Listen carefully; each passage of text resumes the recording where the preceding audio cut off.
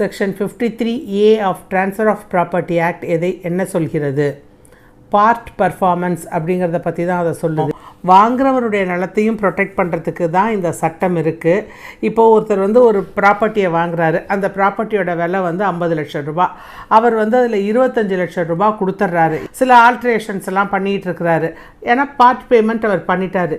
இந்த மாதிரி சமயத்தில் அந்த ஓனர் என்ன பண்ணுறாரு, இவர் பார்ட் பேமெண்ட் தானே பண்ணியிருக்காரு, இவரை வெளியில் அனுப்பிடலாம் அப்படின்னு சொல்லிட்டு, உனக்கு நான் இந்த சொத்தை கொடுக்க மாட்டேன், நீ வெளியில் போயிடு அப்படின்னு சொன்னால், அந்த நிலம் வாங்கியிருக்காரு இல்லையா அந்த வீடு, அவரை காப்பாற்றுறதுக்கு செக்ஷன் 53A பார்ட் பர்ஃபார்மன்ஸ் ரொம்ப உபயோகமாக இருக்கும்.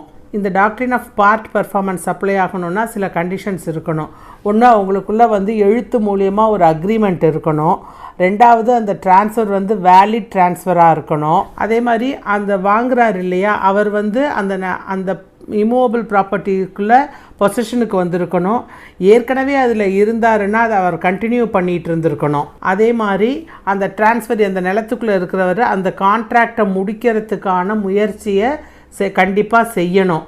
அதை அவர் ஃபுல்ஃபில் பண்ணணும் அந்த கான்ட்ராக்டன்னு அவர் நினைக்கணும். அவங்களால அந்த நிலத்தின் மீது முழு உரிமை பெற முடியாது.